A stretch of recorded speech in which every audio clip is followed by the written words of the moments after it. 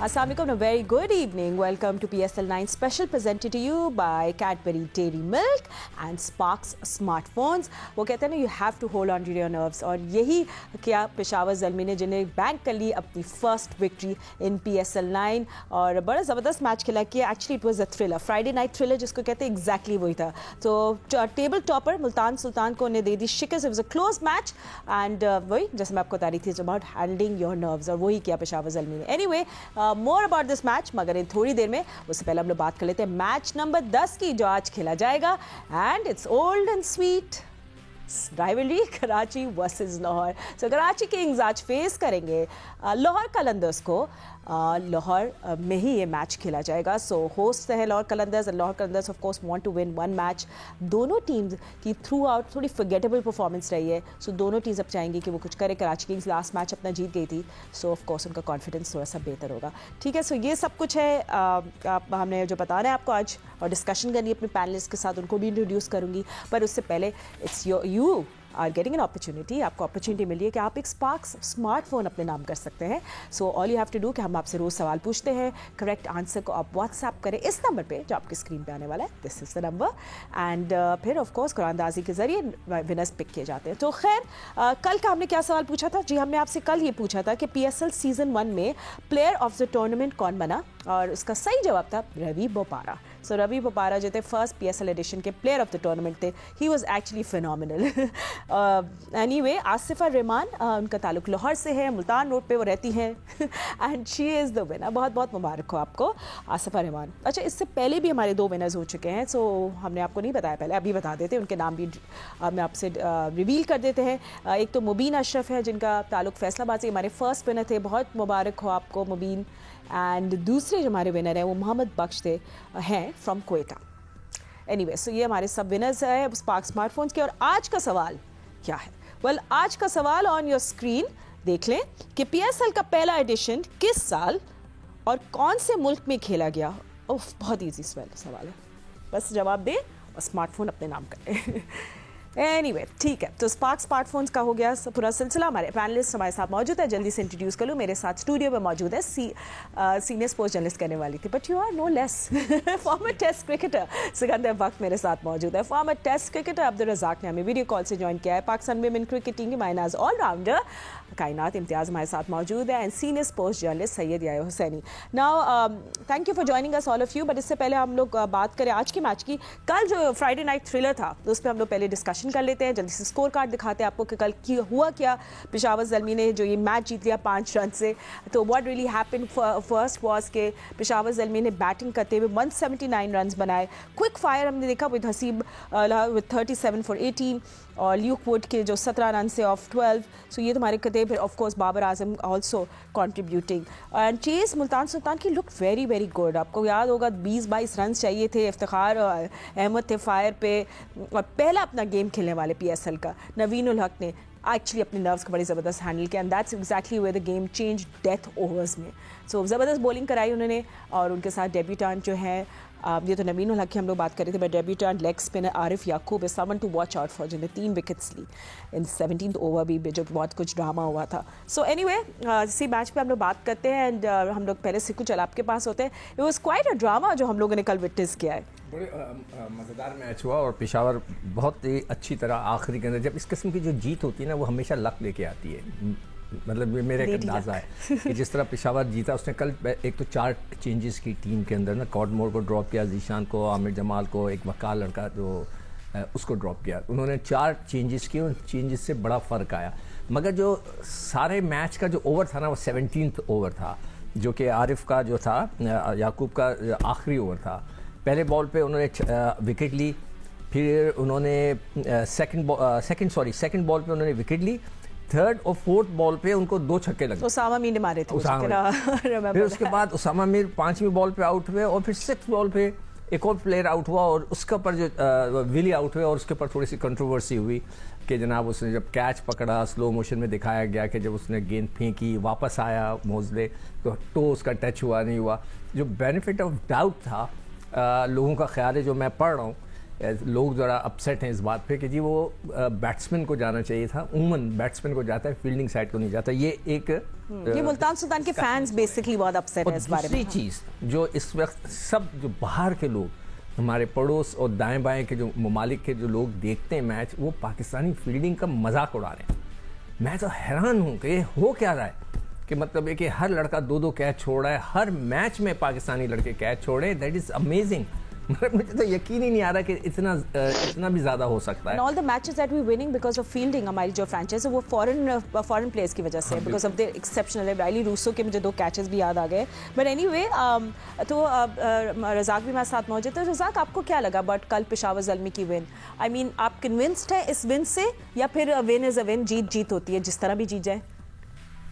मेरी बात यह है कि अच्छी क्रिकेट हो रही है, और देखें पेशावर ज़ल्मी ने टॉस जीत के पहले बैटिंग करने का फैसला किया और सरप्राइज था, और जितना उन्होंने टोटल कर दिया बड़ा डिसेंट टोटल था। मैं समझता 15 रन उनके ज्यादा थे, अगर 15 रन कम होते तो ये मैच हार जाते, क्योंकि हर पिच की अपनी एक टारगेट सेट होता है कि यहाँ पे कितना टोटल आप डिफेंड कर सकते हैं या चेस कर सकते हैं।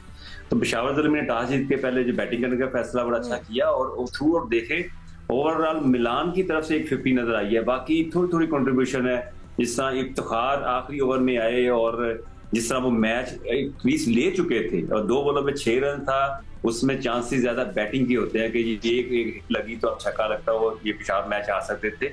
लकी रहे ये पेशावर, ये मैच पहले तो जीत रहे थे, फिर हार रहे थे, फिर जीत गए। तो ये मजा आता है ऐसी क्रिकेट देखने का, और ऐसी क्रिकेट नहीं होनी चाहिए कि यार टीम 200 कर रही है तो वो चेज कर रही है।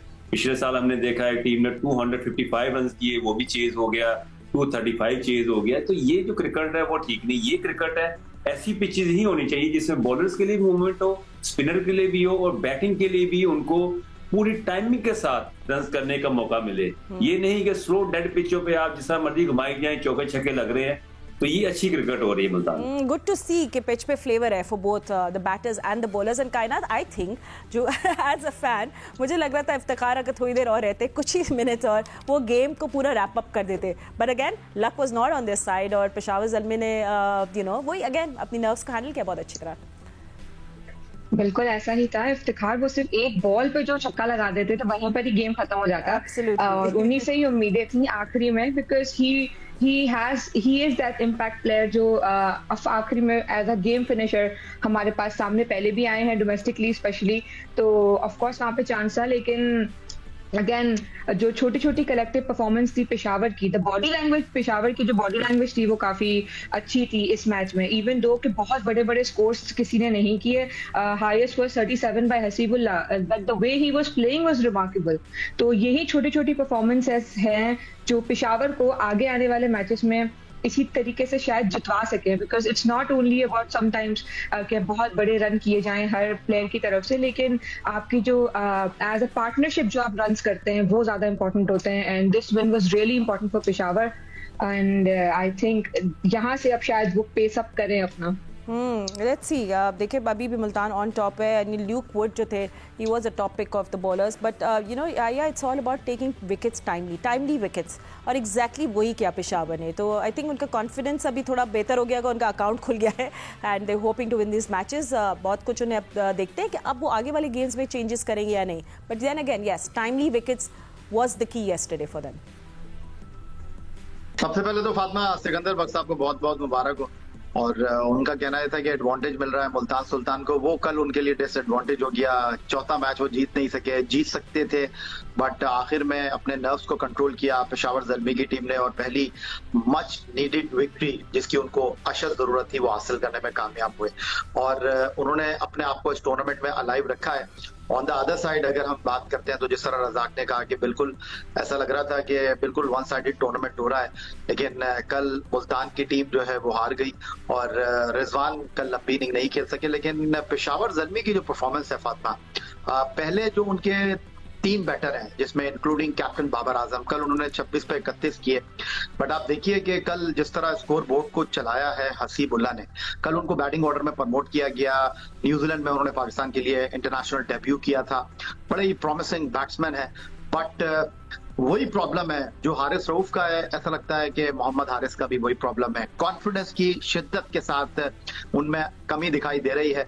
19 गेंदों पर 19 रन बनाने के बाद कल वो आउट हुए हैं और हसीबुल्लाह की जो 37 रन की बारी थी उसने पेशावर ज़ल्मी को इस मैच में टेक ऑफ करने में बहुत मदद फराहम की।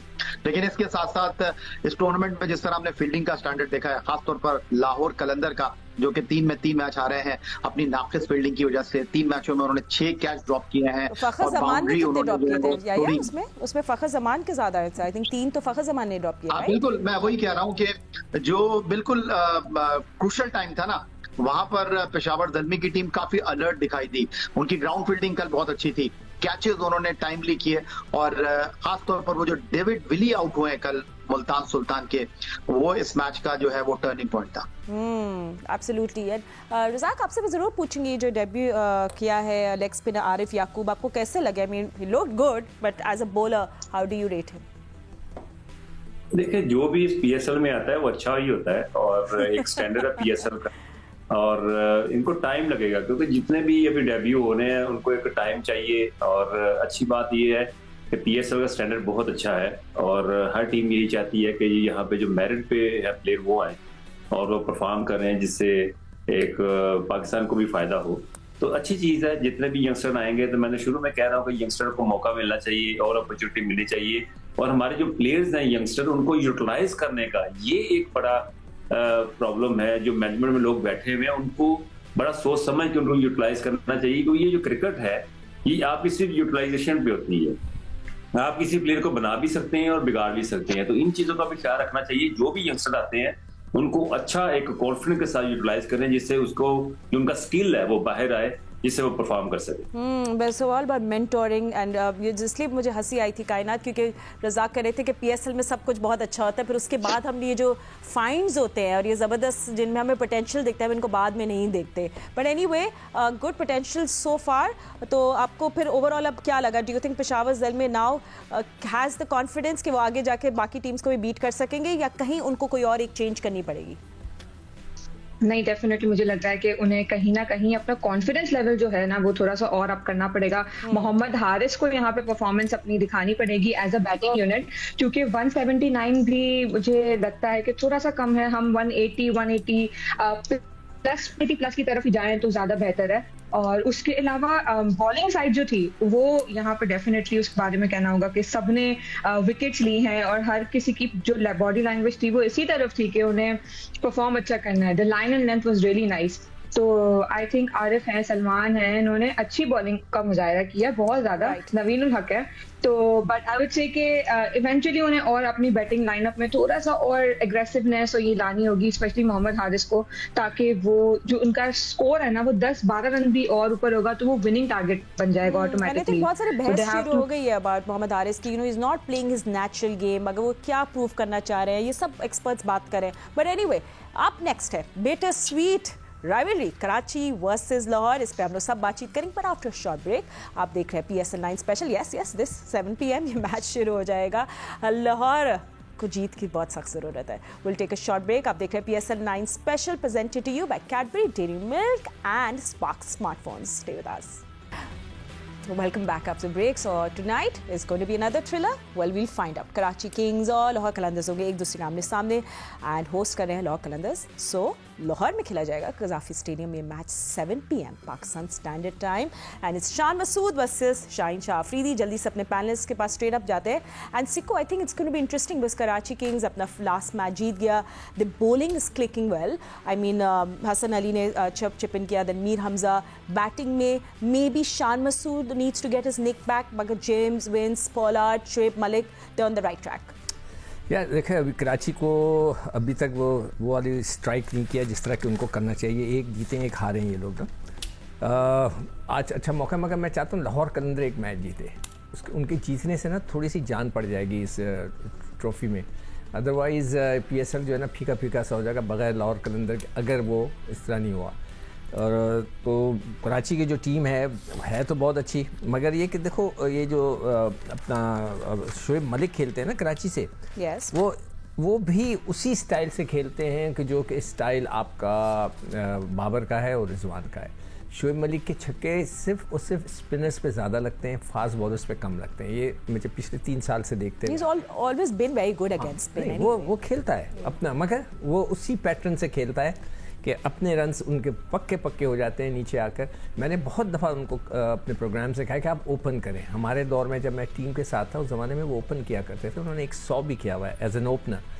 शुरू से खेलें, ऐसा प्लेयर शुरू से खेले तो बहुत अच्छा है। अभी कायनात जिक्र कर रही थी कि हारिस को रन्स करने चाहिए, सिर्फ हारिस को नहीं करने चाहिए। हारिस ने किए 32, साइम ने किए 49, आसिफ अली ने किए 38। इन लोगों ने किए नहीं। इसी तरह शोएब मलिक भी कम रन्स करते हैं।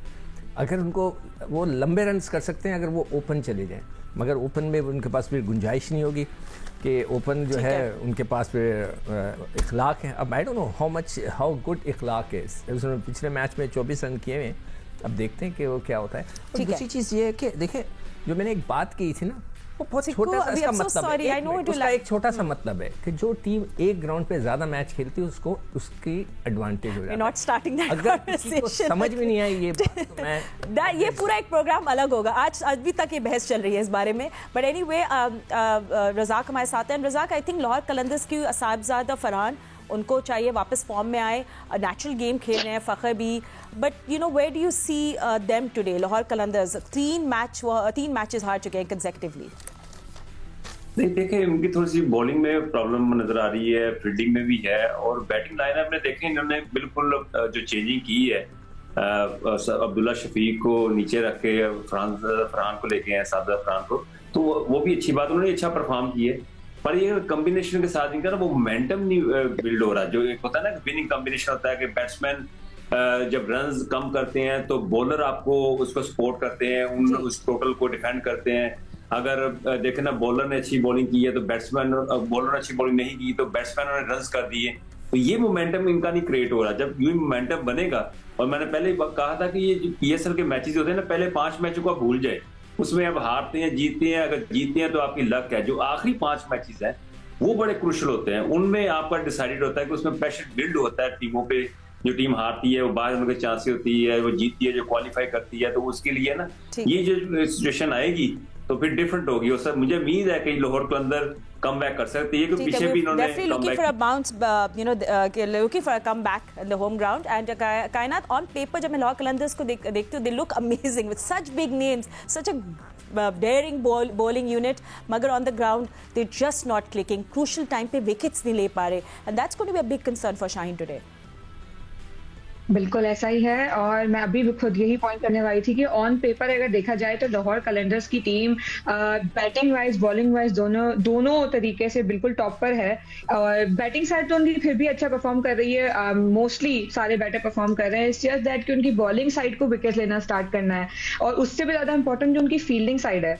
अगर वो क्रूशियल कैचेस जो हैं और जो इजी कैचेस ड्रॉप हो रहे हैं वो ड्रॉप ना करें तो ऑटोमेटिकली आप दूसरी टीम को अंडर प्रेशर कर देंगे अर्ली विकेट्स लेके, क्योंकि it's all about catches win matches. And definitely Lahore Qalandars की टीम जो ऑन पेपर है इस वक्त लाहौर कराची से काफी अच्छी टीम देखने को मिल रही है, but it will be all about कि कौन कितना परसिस्टेंट है अपनी परफॉर्मेंस में। आई थिंक कैचेस जो गिराए हैं फखर ने, वो तो अब something that happened in the past, they have to look forward. आज अपॉर्चुनिटी है, will Lahore Qalandars be able to catch it और नॉट? यस और नो में जवाब दे दे। मैं बस सिर्फ 8 से 10 सेकंड बच गए।